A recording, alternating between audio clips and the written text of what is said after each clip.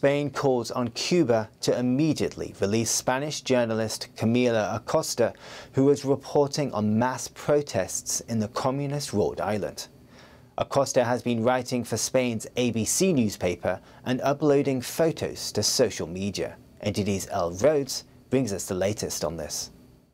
The night following mass weekend protests in Cuba, authorities cracked down. Among those detained, a journalist for Spanish newspaper ABC. A Spanish government spokeswoman defended the demonstrators' rights to protest. Defendemos profundamente sus derechos de manifestación. We deeply defend their right to demonstrate, and we are especially concerned over journalists. And we are working and following the situation to take the correct measures regarding the journalists covering the information for our country. Camila Acosta describes herself on Twitter as an independent Cuban journalist. The Spanish foreign minister took to Twitter calling on Cuba to release her. ABC newspaper says that Cuba planned to charge Acosta with alleged crimes against state security and called on Madrid to put diplomatic pressure on Havana to secure her release. Exiled rights group Cubalex says that since Sunday at least 100 protesters, activists and independent journalists have been detained. Mass protests over the weekend in Cuba were the biggest anti-government demonstrations seen on the communist-ruled island in decades. People protested against pandemic restrictions, the pace of the virus vaccinations, and what they called the government's neglect. Earl Rhodes, NTD News. Lithuania is bolstering its ties with Taiwan and distancing itself from the Chinese Communist Party. The Baltic nation has recently announced plans to open an office in Taiwan and to quit a forum led by China. NTD's Costa Menes has this report. Lithuania, an EU member state bordering Russia, seems to be growing more skeptical of Beijing and more sympathetic towards Taiwan and Hong Kong. Earlier this month, Lithuania announced plans to open a trade office in Taiwan this year. The move angered Beijing, which claims the democratic island as its territory, despite never having ruled it. Few countries have official embassies in Taiwan. Instead, several EU countries host representative and trade offices on the island. The Chinese Foreign Ministry responded to the move, saying they firmly oppose all forms of official agencies in Taiwan. Meanwhile, Taiwan is thanking Lithuania for its support. There has been a surge in goodwill between the two sides. Lithuania has sent 20,000 doses of CCP virus vaccines to Taiwan, who returned the favor with donations. Taiwan also gave Lithuania 100,000 surgical face masks last year. In a separate move, Lithuania quit a multilateral forum led by China.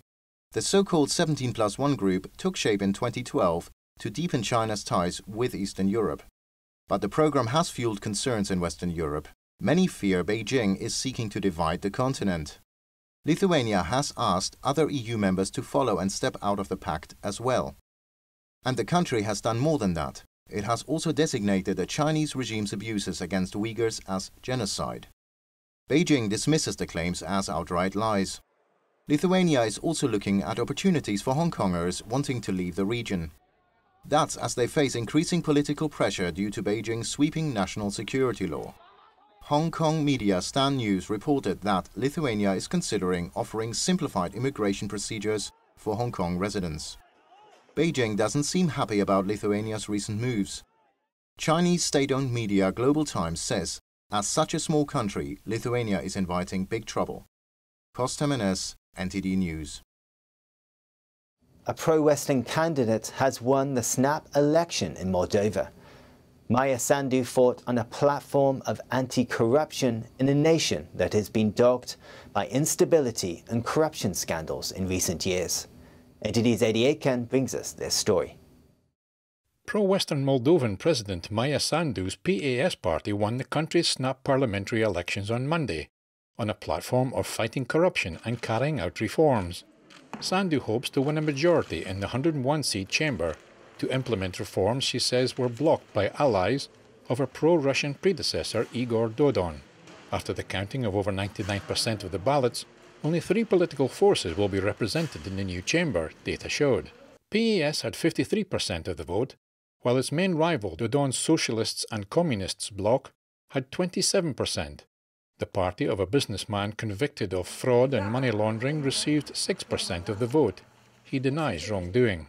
The Western Russia vie for influence in the tiny ex-Soviet republic of 3.5 million people, which is one of Europe's poorest nations and has suffered a sharp economic downturn during the pandemic. I want corruption to be rooted out in our country. This is the first thing I expect from them. If there is no corruption, we all will work better. Sandu, a former World Bank economist who favours closer ties with the European Union, says that after the final count of votes he intended to form a new government as soon as possible. Eddie Aiken, NTD News. One man is on a mission to keep the tradition of Lisbons Trams alive. He looks after a warehouse where he's holding on to their history just outside of Portugal's capital city. NTD's Joy Duguid has this story. The clatter of Lisbon's trademark yellow trams has been echoing through the cobbled streets for over a century. But as more and more of them are retired from service, Paulo Marques works to keep them functioning. Since I was a kid going to school to work, it was part of my life because I lived in an area with 6 tram routes. That's where the passion started.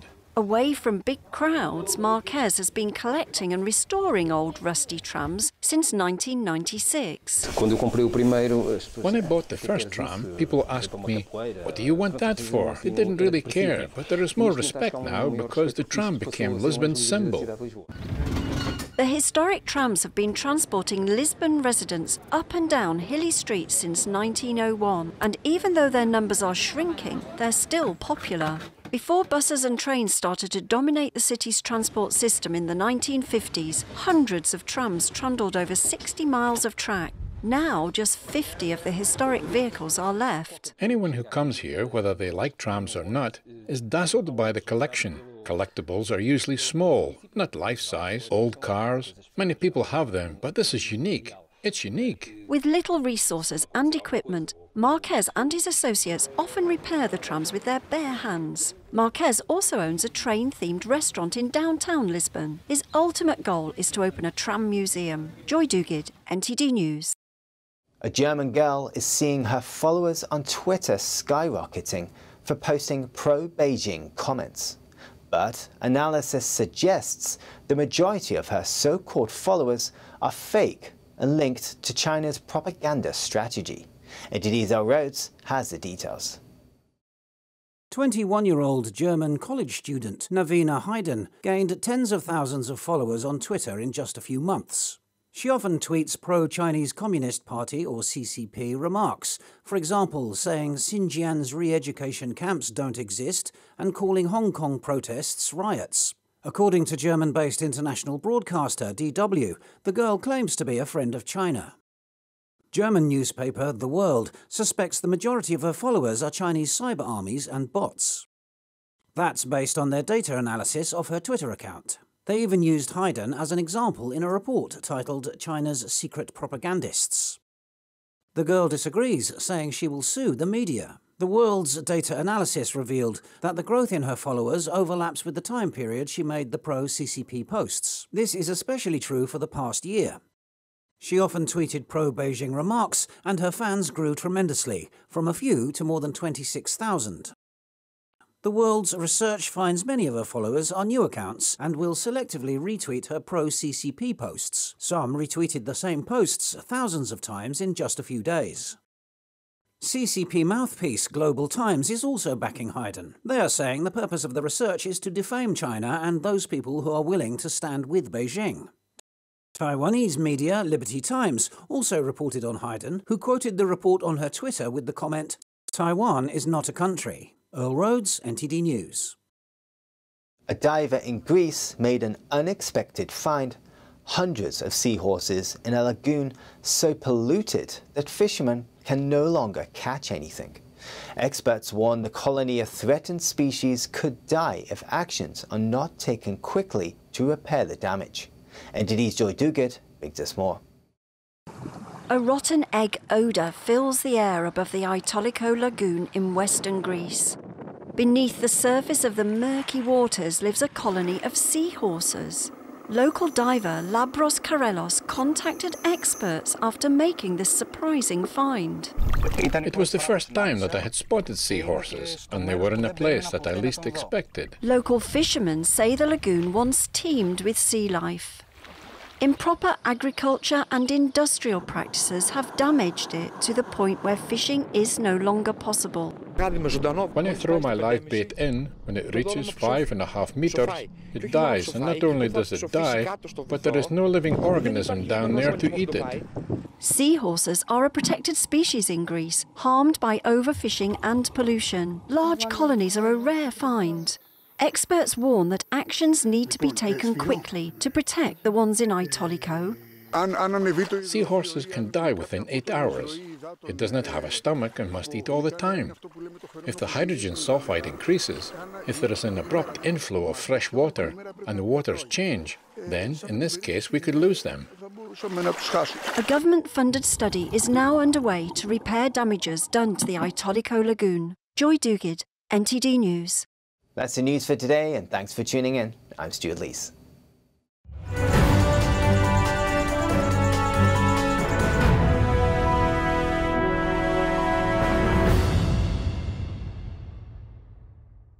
Thank you for watching our daily news show on YouTube. You can also watch our other programming on channel 190 on Sky TV or on Freeview via channel box on channel 271.